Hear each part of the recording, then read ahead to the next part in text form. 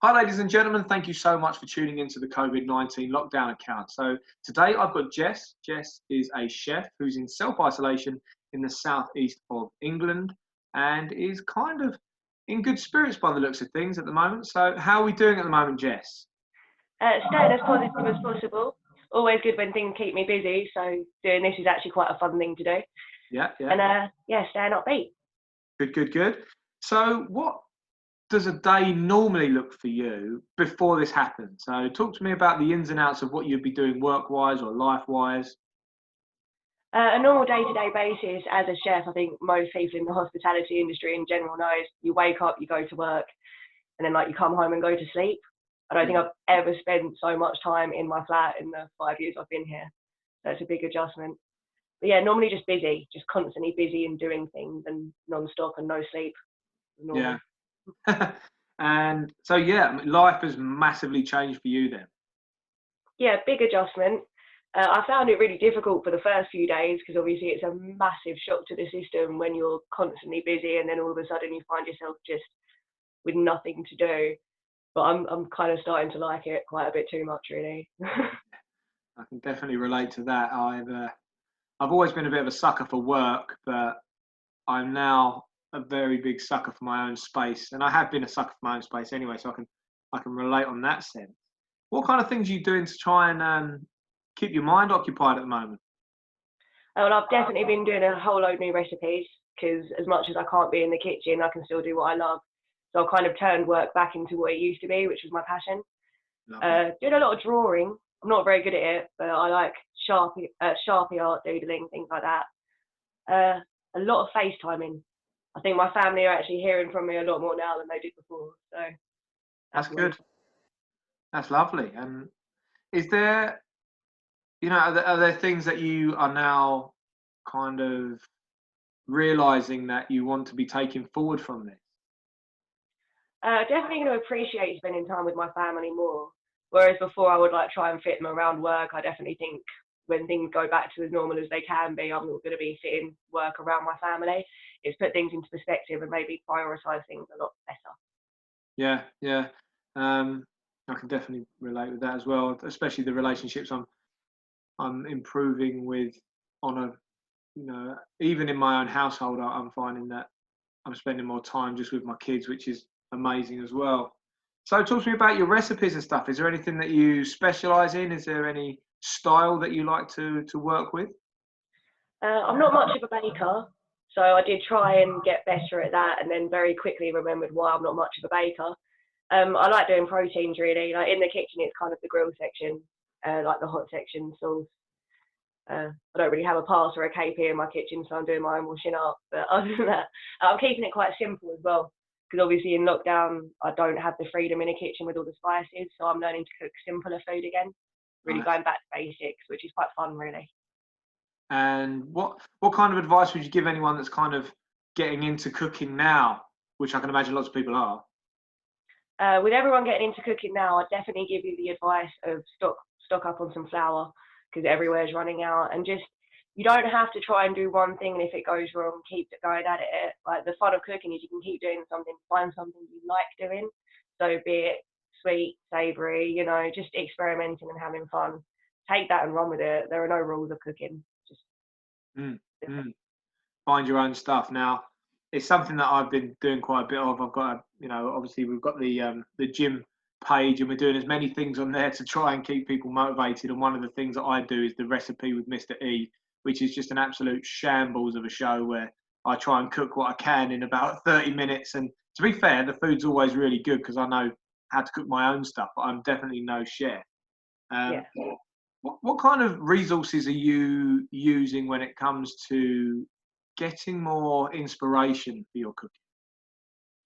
A lot of it goes back to again my family thing. Like whereas before I'd always be cooking for the clients in whatever kitchen I'm working in or doing what my boss says. I'm now going back to the things that my family love to eat and what I love to eat, Mm, and just really getting down to the roots of that. So when I come out of this, hopefully I can start cooking them some really nice dinners again.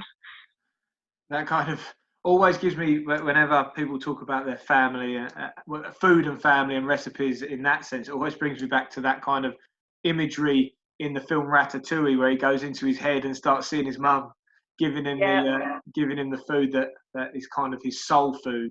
Would you say you've got like a soul food? Have you got like a food that brings you back to your childhood that is a bit of a go-to for you? I think a family go-to for me is spaghetti bolognese. I know it's really basic, but it's a solid family favourite, and we're all really competitive with it. I miss my nan's bolognese so much. It's not an actual like as a chef, you couldn't serve it in a restaurant. It's not a bolognese, but it's the best family bolognese that we've got. Yeah, and everyone has kind of got their family dish, haven't they? They've got their thing that their family has. I think my mum was always cooking like a big lasagna, and round at my in-laws, it's always a big roast dinner, and there'd always be little differences. And you think, hang about, like, you don't have that with a roast dinner, or you don't have that with well, no, our family does, and that was the difference. Was always, and everyone does things slightly differently as well. Like if I go to a family roast dinner and I turn up without braised red cabbage, I get shunned. Like I have to bring it. It's just like everyone's got their signature contribution for it. That's it. Well, the red cabbage thing is actually one of the things that they do, and I think, well, my wife especially, she puts mint sauce on everything, on chicken. You put it on duck, whereas I think mint goes with everything. That's on custard, mint sauce on everything, which is crazy. But yeah, again, everyone's got their own thing, and I think now things like food, music, relationships, that real kind of soulful sense, taste, is getting people through. Something no one had time for. Yeah. People need that right now, don't they? Yeah. And hence the fact I'm putting on loads of weight. But hey ho. So but again, I don't think that's something that matters. People are really concerned about their weight and appearance. It's like, for me personally, just take this time to listen. Like, I've been speaking to a few friends on Facebook, and one of them said something to me that really hit home. And it's like, just listen to what your body's saying. Like, we've spent our whole lives just doing everything, what we have to do, what we have to get done. And now it's like, what do our bodies need? We've actually got time to like take care of ourselves, what we love, like what we're passionate about. We're never going to have a chance like this again. And it is the only silver lining on a really negative situation. So people need to run with it. Yeah. I think the time thing, a lot of this is coming back to that time element, that we're not going to have this again. We don't get this. We're workhorses, and we're not designed to be workhorses. And this is what life is actually meant to be like.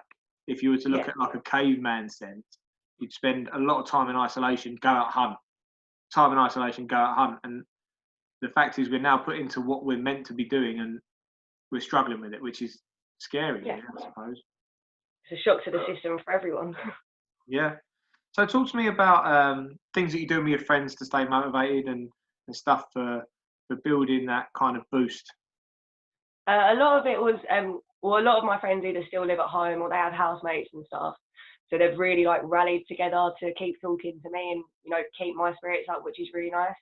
Same with my family as well. Like, the only other person in my family that lives solo is my dad. And he's got the cat, so he's absolutely fine. I'm very jealous I've not got the cat. Yeah.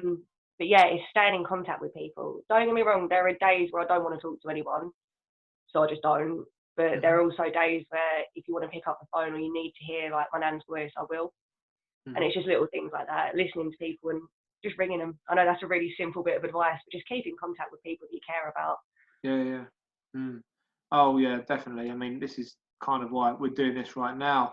And when you first went into lockdown, so it's okay, you don't have to tell me what restaurant or where you're working or anything, but leading into lockdown, what did that look like for people that you work with, other people in the restaurant, even the restaurant owner? What did that look like? I'm actually a minor factor of the chef industry. I'm an agency chef. So it was hitting home pretty quickly before lockdown began. We go where we were kind of needed, and the work was just drying up really quickly. Yeah. Everyone was going into panic. Everyone was getting desperate. I stuck my head in the sand and was like, oh, they'll never shut restaurants. Obviously, they then did. But initially, it was okay. We all thought Mother's Day was still going to happen. And I think the reality of not doing one of the busiest days in our industry is that was what sunk home was that Sunday, was sitting at home thinking, oh my God, I'm not in a kitchen feeding 500 people. And everyone in the industry was feeling the same panic. Like, this is something we always thought was going to be a factor, like a solid stream of work, and it's just gone. So yeah, a lot of panic. Yeah, yeah. And are you do you still like talk to other people in the industry? Oh yeah, I think most of the contacts on my phone are chef something or other. And when it first happened, I sent around to the key ones, making sure they're all safe with their families and stuff. But again, a lot of them, I've not actually come across anyone that's been too negative about it. I think everyone I know that works in hospitality is just going, well, yeah, it sucks what's going on, but we've got time off work, we've got weekends with our families, we've got normality in comparison to what was before, which is really weird considering nothing is actually meant to be normal at the minute.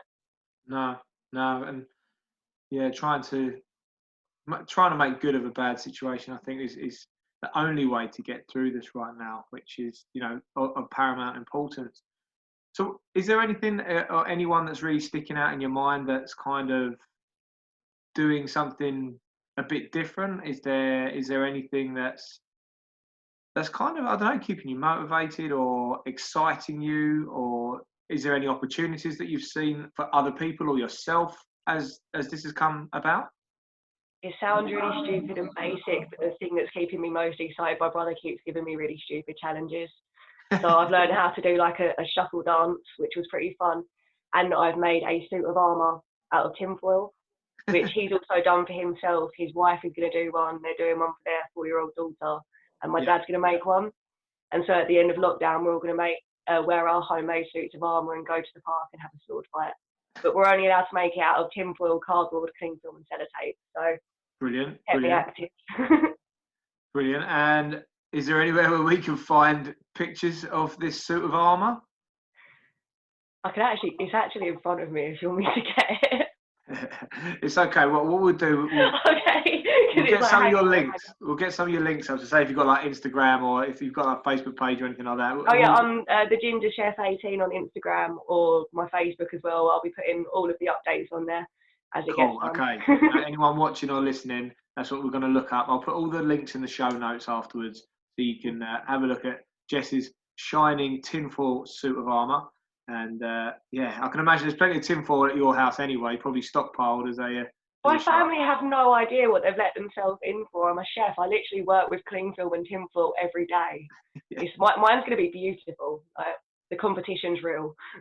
Almost like like samurai-esque, female samurai-esque with a medieval twist on it. I'm looking forward to seeing it. I'm looking forward to seeing it. So, talk to me about what's kind of like your daily routine at the moment, if there is one, or what kind of things are you trying to push yourself towards at the moment? I've given myself a semi-routine, so I make sure that I won't let myself sleep all day because I did that for the first week and I've had enough. I make sure that I'm up and out of bed by like 8:30, 9 o'clock, which is pretty good for me, really. Yeah. Always, I just get up, have a coffee, do the usual, wash, brush my teeth. I don't often get dressed, but I make sure that I put a clean pair of pajamas on or a clean set of jogging bottoms just to feel a little bit more normal. And I go for a walk every day as well, like try and do it for 12, 1 o'clock. That's about as far as my routine goes. And then in the evening, I'm just relaxing. I'm also making sure I do like 1 bit of housework every day. Yeah. Which again, it's not much, but just little things like that is the only routine that we've got. And on those days where you're kind of, and I've had a lot of these, but days where I call it a blip, or, you know, it's not the best day. It's the kind of one where you shut everyone out. Is there any go-to that you use to boost yourself back up again, or at least try and stay in the moment with it, and you know that you can put something on or listen to something that's kind of helping you through the bad times? When I'm feeling like really down in the dumps and everything and just like struggling and just don't want to get out of bed because I don't see the point, I'll ring my nana. Yeah. Like, my nana's very good at chilling me out. She's like the family rock with that stuff. So, it's lovely. How's she getting on? She's doing all right. Her and my granddad have got a swimming pool, a massive garden.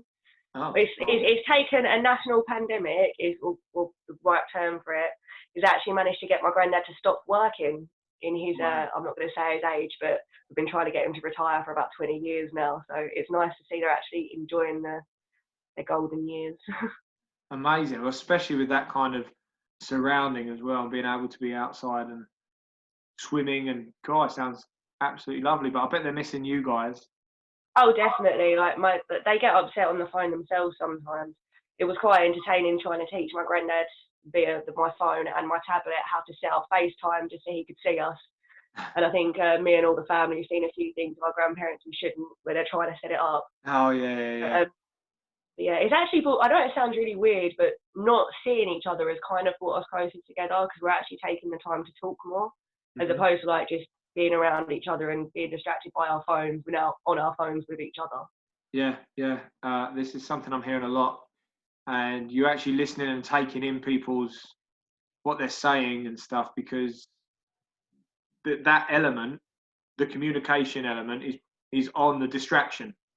So you can't be distracted by it because you're talking through it, which is Yeah, it's become one thing. which is, technology can be amazing. Yeah. It can be the devil, but it can be amazing, and I think it's fantastic that it's bringing so many people closer together. So talk to me about your family. What a big family, small family? What's that like? I have a massive family, all extended and here, there, and everywhere. I live really close to my dad and my brother and his family, and then and my aunt as well. We're all within a 5-minute walk of each other, so which is quite fun because when we do the walks, we do like little calls from outside and do window waves and stuff, which has been like a fun little thing to do on the trek. And it's just stuck to my grandparents all the way up in Hockley, so it's too far for me to be able to walk. But no, it's a little bit out. We're a tight unit as well. Like we're all pretty close. So. That's lovely. I like the walking past and the bit of the wave and stuff like that. That's I've seen a lot of things that have positivity when it comes to that kind of thought process, especially with like kids and birthday parties and stuff, and friends doing drive-by happy birthdays and stuff, which is lovely. And well, our brother mentioned to me the other week that his next door neighbour, their little boy, it was like his 4th birthday or something. So upstairs, and obviously he couldn't do anything. So like me, my dad, and my aunt all timed our walks. We walked down the road with like signs and balloons. And so he like looked out of his house and like we like left cards for him and stuff, just as like something to do. Spread a little bit of joy when you can. I love that. Well, yeah, I mean that's amazing. That's made someone's day, and I can imagine it probably made your day as well. So it gave me a reason to get dressed. That was great. Yeah, you'd have got some funny looks if you hadn't. Yeah. It's little things like that that are showing the difference in community spirit nowadays, because there used to be so many. One of the people I interviewed them called them negs, and that's negative people. And it seemed that social media was just full of negs or negative people before this happened, because let's face it, the more proactive, happy people were too busy being proactive and happy. So the negative people had kind of like a full run of Facebook, if you like. And now, because everyone's kind of stuck in, all the happy, positive people are like, hang about. And what's going on here? and they're bringing up the mood. Yeah, keyboard work, but they're bringing up they're bringing that positivity up, and I've never really known a sense of community like we've got right now. I don't think I'd ever really I've lived in my flat for 6 years and never really spoken to my neighbours. But now every Thursday we're all waving at each other, we're all giving the thumbs up. I know what their faces look like. It's a community. It's nice. Yeah, it's lovely. And I think that needs to continue, because this is what our grandparents told us that their childhood was like. It was missed. My parents, it was missed on their generation, but the older generation before them had a much more heightened sense of community, and I think that's been lost, especially with when we grew up, or when I grew up. I'm a bit older than you, but I was always told, stranger danger, and don't talk to people in car. Don't talk to people you don't know. Yeah. And unfortunately, that's kind of shortened and narrowed down your communal spirit, because you're too programmed for that element of yeah. So I think this has kind of broken that way of thinking, even though you obviously still need to stay alert, apparently, but you do need to have that alertness around you. So what kind of things are you looking to continue, like, from this? What kind of things are you going to be pushing forward with, and that's going to now be your new normal? Oh, what are you talking about in the pandemic or when it's all over? Yeah, things that you kind of learned and you think, you know what, I'm going to do that from now on. Definitely going to make more of an effort to stay in contact with my family. Yeah. I'm taking the time out to rest. I never realised how physically exhausted I was before until I started getting more than 5 hours of sleep a night, and now it's my energy levels are just it's something else completely. The fresh air, going for a walk every day. I actually am probably getting more exercise doing that than I did before. So I'm going to make sure I keep doing that and just having a routine that's not just based around work. So being a little bit selfish sometimes is actually okay. Well, I think when you're selfish, but for your own longevity, you're not being selfish at all. And that's because if you focus on yourself, you can be better for the people that you love, Yeah. which makes perfect sense to me. And But just establishing a better self-worth. Yeah, 100%, 100%.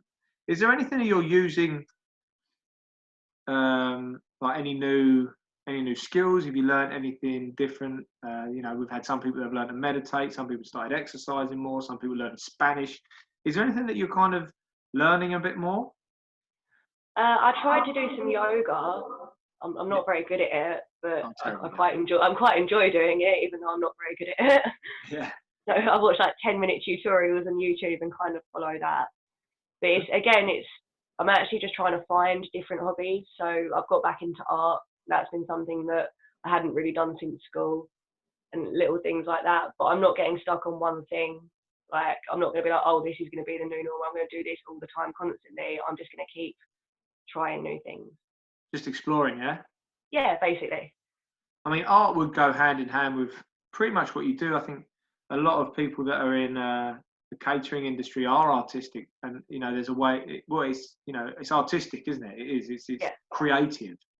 You can make something taste good, but it's got to look good as well. You eat with your eyes. You eat with every sense. Yeah, I know. Totally get that. Because I make stuff that tastes really good but looks terrible. So yeah. That's fair. Yeah. I've known chefs that can make things look really pretty that I wouldn't eat. So Yeah. kind of hit and miss either way, really. And I suppose, what would you say the first thing you're going to do when this is over? Oh, me and my family have agreed we're going to have like a big old catch up. Yeah. We're arguing over who's going to do it because we've all spent this time cleaning our homes. So everyone now wants to host, whereas before no one wanted to host. But it's just going to be a big family roast dinner. And then, I'm going to go see all my friends. Just have catch up. When it's safe to do this, obviously, it's not going to be a case of they say lockdown's lifted and I go start contaminating everyone. But it's just, I'm looking forward to being able to hug people I care about again. Yeah, definitely. So we're going to work towards, kind of a bit of a close. Just one last question before we get to that bit, though. We're in week 8 now. You're in the middle of Southend, and Southend's quite a busy town. And we've just had a very, very warm, hot, celebratory weekend, which was the celebration of the 75th anniversary of VE Day for people listening in the future. What was it like? Because we're a seaside town. What was it like in and around Southend on that day? I will say there were 100% more people than there probably should have been out and about, because obviously where I'm so close to the seafront, that is my walk for the day. It takes me 3 minutes to get, so I'm actually on the path. But I didn't really notice any clumps of people. I saw loads of pictures getting uploaded on social media that's like loads of gatherings, but I think the most I saw was 3 people, and it was like 2 parents and a child and things like that. And even the people that, there were people sitting down eating their lunch because there were chip shops open, but they weren't close together. So I don't know. I feel like people were aware that they did kind of let their hair down a bit, and I think that was a nice thing. But I think that it's been long enough now in week 8 for us to take care of each other and be aware of what we need to do social distancing wise. Oh, yeah. Well, I think that a lot of the stuff was. I don't know how to say this without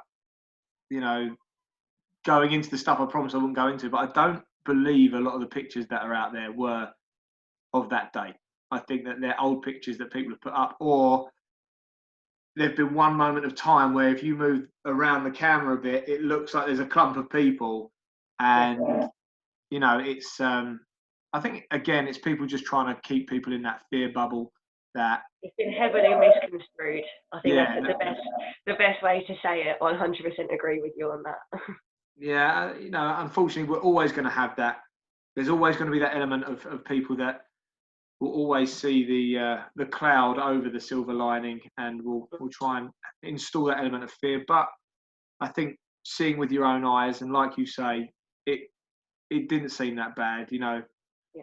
I saw a few videos of like people having parties in their little close or in their street, and everyone was just sitting in their own front garden. Exactly. There didn't seem any problems there, you know. And I think if you can't see the good in that, then maybe it's time just to sit back and reflect for a little while. It goes back to what we used to get told as kids: if you don't have anything nice to say, don't say it.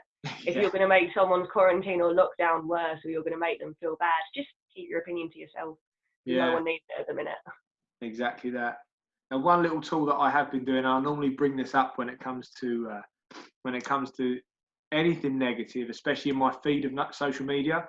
I do live in this glorious bubble where I pick and choose the stuff I see. I don't rely on the algorithms. I'll only comment and only like the stuff that's really, really positive, and that means Facebook shows me more of it.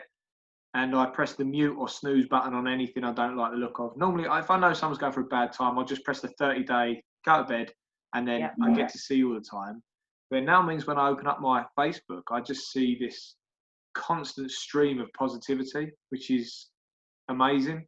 It doesn't take long. That's what everyone needs to be giving themselves at the moment, and giving each other, not putting out any of the crap. Exactly that. And I just siphon it off. Go away. If I don't really like them, I never really delete, but I'll just unfollow or. Oh, I do. I love the block button. Me and the block button are like best friends. Yeah, I think if someone's been downright offensive or unkind on a regular basis, I will probably do that. But I spoke to someone that is in a very, very tricky situation. He was one of my early interviews, who's got a very poorly son. And you'd expect, I love this guy to pieces, and he's more than happy for me to talk about him and his story. And you'd expect him to be of a very negative disposition because of what he's going through. And he's so positive, and always sees the nice stuff. He does have his moments, like we all do, but he even said to me, if someone is on his social feed that's going for a real bad time, he will message them first. He will say, look, I'm going to snooze you, mate. I'm going to give you 30 days off, but you seem to be in a bit of a bad place right now. So if you want to talk about anything, you just let me know and we can go through some stuff. And I thought, that is such an amazing thing for someone who's going through what he's going through right now. And he's holding his hand out. It's lovely. He still presses that snooze button, bosh, but done. yeah. You're gone. But it's the fact that he's done that bit for his community and like reaching out. That's nice. Yeah, it's lovely. It's amazing. So right, we've got some questions for you, some tricky things coming up, and I did warn you about these. All right, but more importantly, for everyone on here, we're going to put all of Jess's links in the bio and in the show notes, so you can see that shining suit of armor. But if Jess is putting out any content with regards to recipes and stuff, you'll be able to find all that, as well as put a face to the name when it comes to those of you that are listening on the podcast. But Jess, I want to ask you a few questions that are kind of going to hit home a bit, and these provide the stronger bits of material for these interviews. And the first one is, what would you say your main take home you've learned over these past 8 weeks would be? Definitely cherish your loved ones and spend as much time with them as you can, because you don't have all the time in the world. I like that. I love the fact that you're doing a lot of phone calls, checking up on people as well. You've mentioned that quite a lot, and I think that's one area that most people can relate to, especially like yourself in solo isolation. Just having that FaceTime, that phone call, probably makes the world of difference. 100%. It gives you that freedom to still be able to speak and get your emotions out when you feel a bit trapped. And the one last one, which is quite a big one. If you could go back in time 8 weeks now, and you could kind of grab yourself by the shoulders and go, Jess, I've got some amazing advice, or don't do that, or do this, what would you tell yourself? You can only give yourself one piece of advice. What bit of advice would you give yourself? I tell myself you need to slow down and realise what you need, what you want, and what your family need, and stop worrying about the bigger things that you can't control. Because when that gets pulled out from under you, you need to be in control of yourself. Okay, and I'm going to just quickly add on to that. Why would you say that that is important to you? To be in control of yourself, so that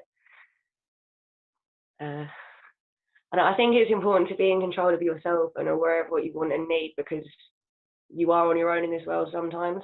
And when you get put in a situation when you're on your own, you need to be able to keep the positive no matter what and spread the positive. Love that. I love that. I don't normally do that, but I thought I'd chuck one extra one in there because I knew I that feel you had myself an in answer. circles a lot because I overthink what I'm going to say. No, I knew that you had the answer to that one, so I wouldn't normally do that, but you did prepare me by saying that you were a bit of a natterbox, so I thought I'd exploit that. Oh yeah, no, I don't shut up. It takes a lot.